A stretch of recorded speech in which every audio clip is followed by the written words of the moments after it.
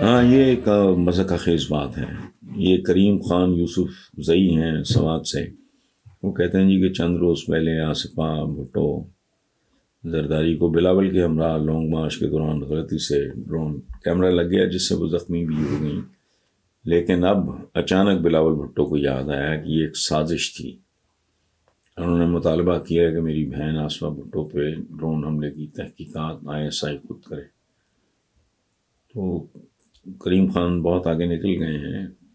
یہ بھی بلاول کو کہنا چاہیے تھا کہ میری ماں کے قتل کی تحقیقات بھی ISI کرے. تو بہرحال یہ بات ٹھیک ہے، افسوسناک ہے، لیکن ہمارا سیاسی مٹیریل بیسیکلی بہت سب اسٹینڈرڈ ہے.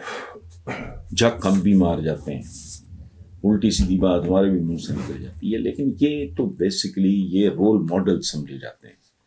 یہ ان کی حرکتیں دیکھ کے آنے والی نسلیں تربیت دراصل حاصل کر رہی ہوتی ہیں. میں نے آج ہی کالم لکھا ہے، وہ جنگ میں ہے، ایک آدھ روز میں آپ دیکھ لو گے. اس پہ میں نے اسی بات کا ماتم کیا ہے کہ یہ اس کو انکیش کرنا ہر چیز کو کہ افسوسناک بات تھی.